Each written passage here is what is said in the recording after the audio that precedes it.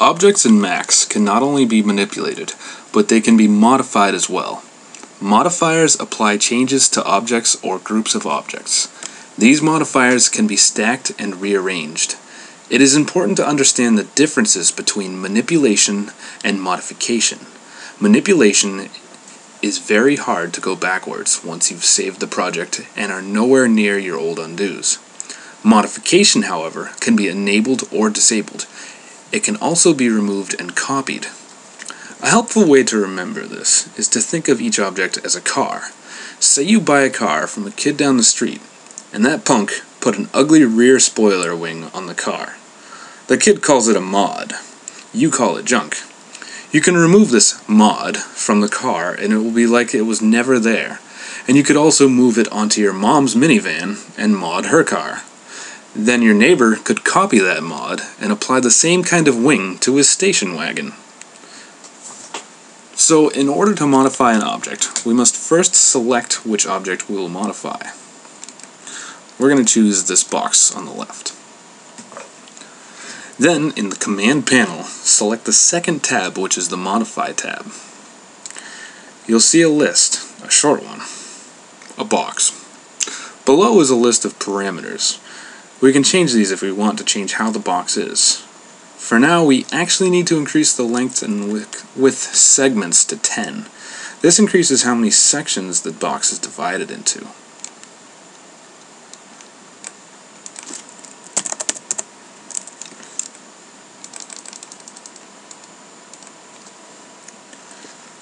To see this in action, press F4 key to toggle the viewing the edges. As you can see, it divides the box up into sections. And while we're here, making the box tall and skinny will help the next section.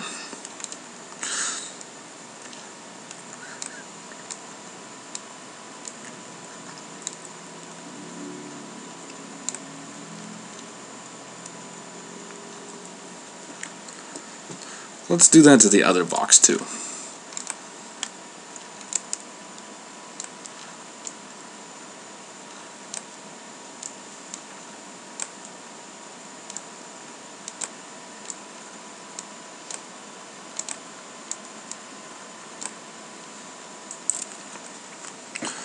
Okay.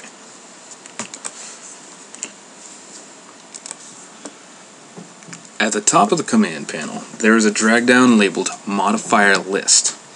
In here, you'll find a large list of modifiers that can be applied to the object. Select the Bend modifier. A hint on shortcuts. Typing in the modifier name, then pressing Enter will apply it for you. You will notice that the Bend modifier now shows up above the box in the list. This is very important to note that modifiers get applied on top of the object. Below the list is a parameters section for that particular modifier. The angle determines how far it will bend. When bending the object, it bends on an axis, similar to the rotation tool. Keep an eye on the gizmo as to which axis you want to bend on. Try to imagine the axis itself bending. The direction determines which way to bend.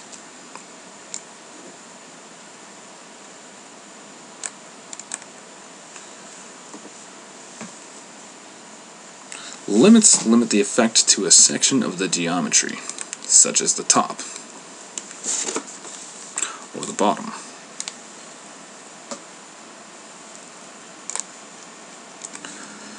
So let's increase the angle to 90 degrees, just to keep things simple, and not limit the effect.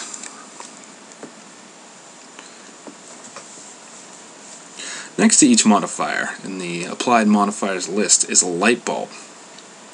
When clicked, these turn the modifiers on and off, and you can see how they are applied. Let's leave this one off for now. Now let's apply the Twist modifier. In the modifiers list, select Twist.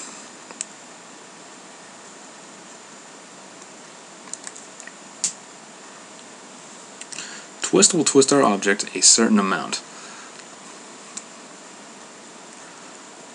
The bias determines how far down or up the effect will be squeezed. Keeping it at 0 is the default.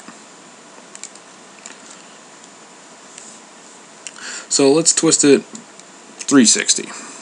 That sounds good. About there.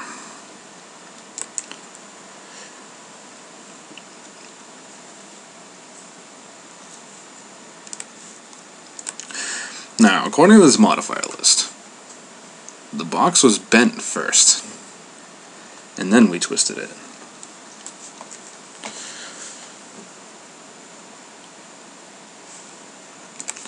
Here's where modifiers are really cool.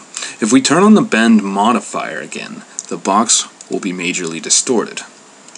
That is because we twisted a bent piece of metal on a straight axis. Now let's move the bend modifier on top of the twist. You can do this by clicking and dragging. By clicking and dragging the bend modifier, we'll see it have a blue line. This will tell us where to move it to. Let's bend it after we twist it. Now it's similar to a piece of metal that was twisted first and then bent. The object is completely different. The order that you apply modifiers is extremely crucial. Now let's add one more modifier. Let's add the symmetry modifier.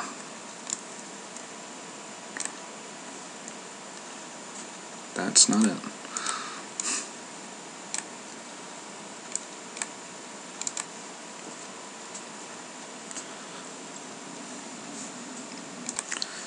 Symmetry is similar to a mirror. This mirror can be moved and positioned where necessary. The axis is the axis that goes through the mirror. Imagine you pointing at yourself in the mirror. Then that would be your axis, your finger. You can see this by the yellow arrows. They're aligned with the x-axis, as defined here on the gizmo. The mirror is in the wrong spot. Let's move it. Next to the word symmetry on the modifier list is a plus symbol. Clicking it will expand the modifier and show objects within it. Let's modify it. So click on the mirror within symmetry and a new gizmo will pop up. We can move and rotate this mirror to where we want.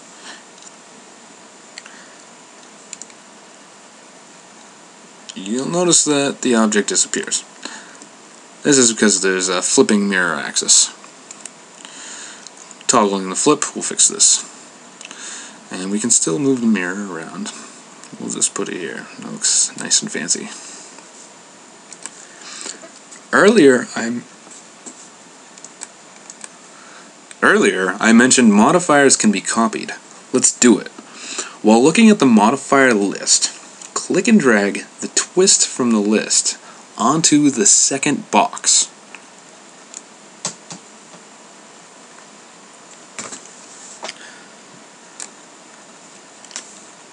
We just copied the modifier from one object to another. Drag and drop technology is great in 3ds Max. It saves a lot of time. While dragging, you may have noticed a little plus icon next to the cursor.